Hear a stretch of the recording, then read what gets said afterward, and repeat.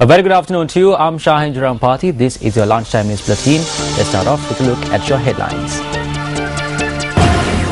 Parliamentarian Dr. Jaila Jayawardena passes away while overseas. The body of the late MP to be brought to the island tomorrow. Staff at the Karapiti Teaching Hospital on strike. Chinese baby rescued from sewage pipe in stable condition.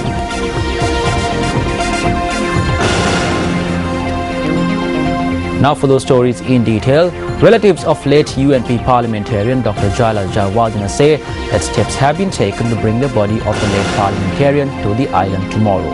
The final rites of late parliamentarian Dr. Jaila Jayawardena will be discussed once the body is brought back to the country.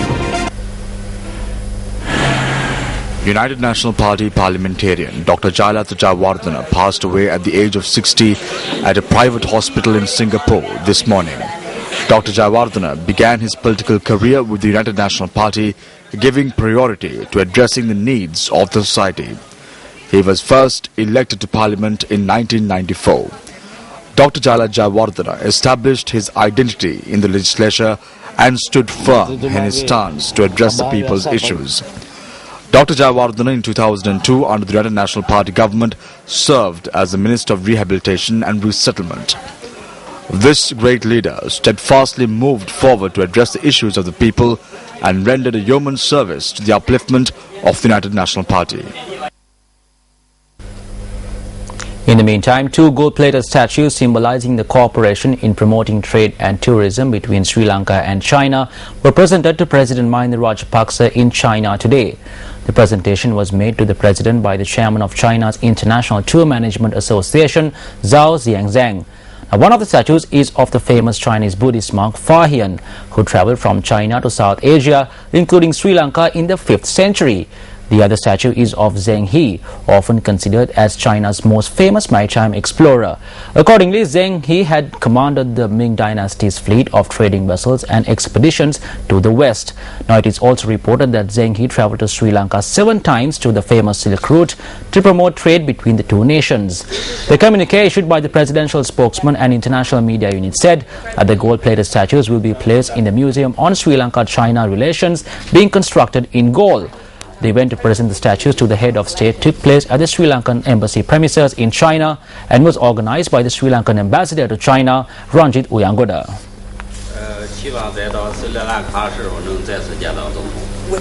Minister of Agriculture Mahinda Abeyewardena said that the fertilizer scarcity reported from several parts of the island will be rectified within the next 10 days.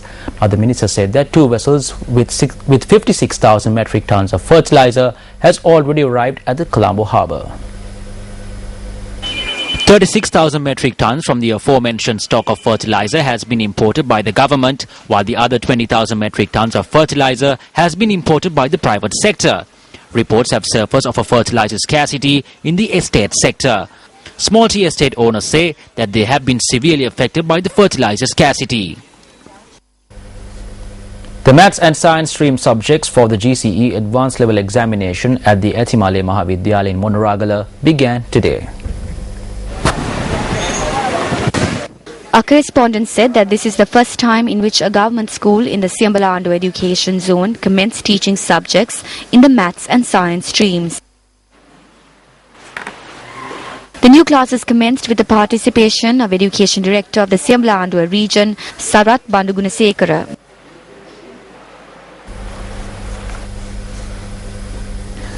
Well, making headlines this afternoon, the staff at the Karapiti Teaching Hospital have commenced a strike action.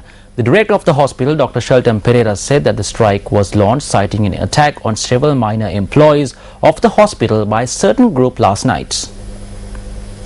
Doctors and the nursing staff at the hospital also showed their support to the strike, which was organized by the minor staff as a mark of protest over the incident. The director of the hospital said that emergency services at the hospital are taking place as usual. However, other services have been hampered. Our correspondent said that 1 person was injured in the incident last night. According to the office of the police media spokesperson, an altercation had taken place when a group accompanying a person injured in a motor accident had attempted to enter the hospital forcibly last night. The police said that 2 persons said to be involved in the incident had been arrested. The police added that further investigations over the incident are underway. The Maskalia District Medical Officer says that 16 individuals are receiving in-house treatment following the incident where a bus plunged into a precipice in the Brownswick area in Maskalia this morning. Around 50 persons, including school children, sustained injuries in the incident this morning. Maskalia District Medical Officer M. Ganesh said that the injured were hospitalized at around 8:50 this morning. 10 school children are among the individuals receiving in-house treatment.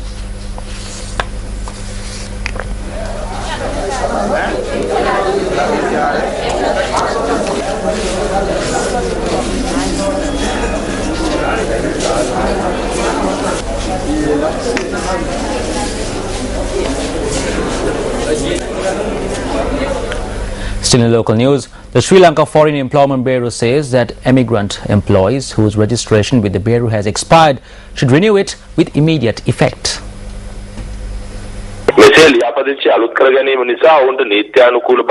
By renewing their registration while obtaining their legality, they could also extend the period of their insurance.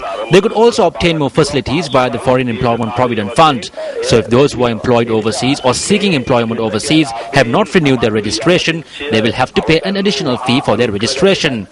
This has caused problems for the Foreign Employment Bureau to provide employee welfare services as well as their insurance due to the fact that there is a large amount of people who have not registered.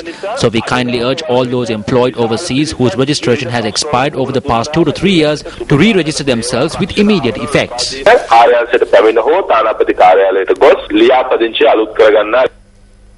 Finally, local news.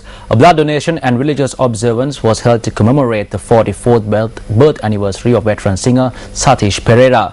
Now, the event was held in Abhay Singh Ramya in Panchagawatha, Colombo. The blood donation campaign commenced at 8:30 am following an Aloka Puja hour where 1,000 lamps were lit as part of religious observances.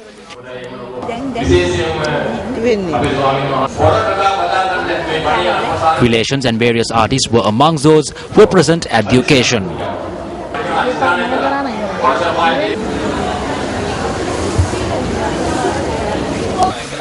Famous vocalist and artist Satish Perera passed away on the 23rd of April last year.